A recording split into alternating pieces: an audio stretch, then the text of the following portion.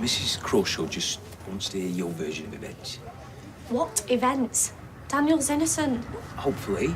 But, sometimes seemingly innocuous things aren't always what they seem. Things aren't always black and white. Well, this is. Daniel's shown me nothing but kindness. Well, that might be part of the problem. To whatever I say, you're going to hear what suits you. How do you like it when people call you a pervert because of the tiny minority of vicars who've done terrible things? That isn't obviously what I'd choose. But that's what Daniel's going to get because of this. So I need you to stop asking me stupid questions and help me to prevent that. Hey, is it true what they're saying? I'm handling this. See? It started already. Did Daniel touch you? No. Why won't anyone just listen to me? I mean this, Paul. Back off. Hey, you haven't been through this. No, I may lack your insight, but you definitely lack my objectivity. Oh, stuff objectivity. What matters now is the truth. Yeah, and we'll get it. But we're going to get it my way. Whatever you tell me, Summer, I can assure you there'll be no adverse consequences for you. There's nothing to tell. I don't want Daniel, Mr. Osborne, to get into trouble. What happens to Mr. Osborne isn't your worry. You just need to tell us what happened. Look, what I want to know is, where was the school in all of this? Why didn't you see the signs? What signs? There was nothing going on. Look, when you're being groomed, you're usually the last person to realise it. That is enough, Paul. Is this your idea of keeping quiet? Mrs. Crawshaw needs to hear from Summer, not you. Thank you. So, just to be clear, you're saying that Mr. Osborne acted appropriately at all times? Yes. And if anything happens to him, I'll never forgive myself. Look, there is no proof whatsoever that Daniel has behaved inappropriately. All the supposed evidence can be explained away. Not all. A while ago, he wouldn't let me into the flat because he had company. Now we know why. What?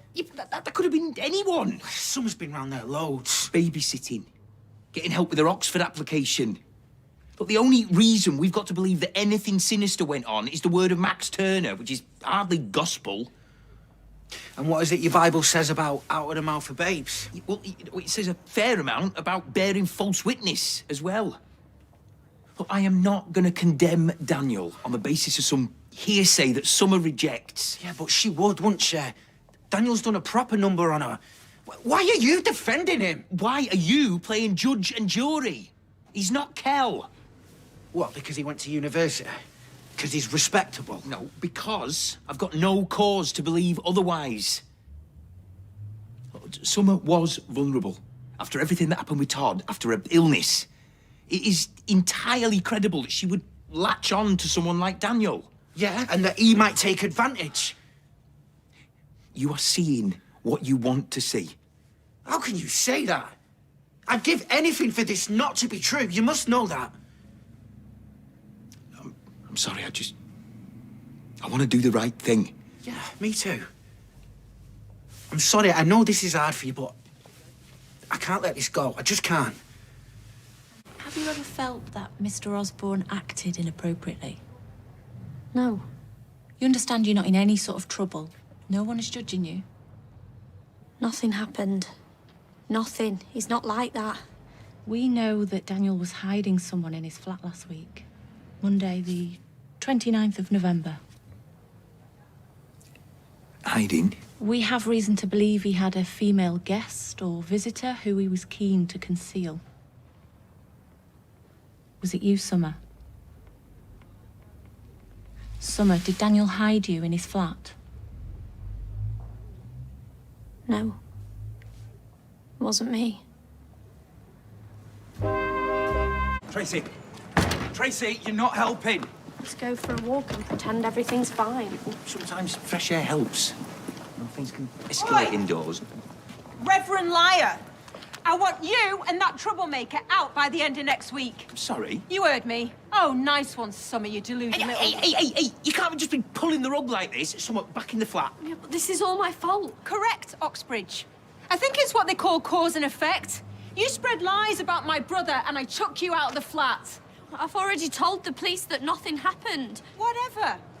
I want you out by midday on Sunday. You can't do that.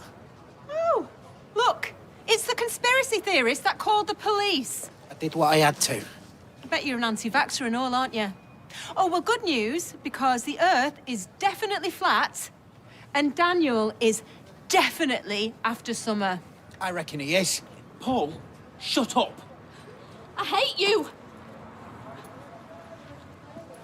You can all be homeless together. Stop turning the other cheek.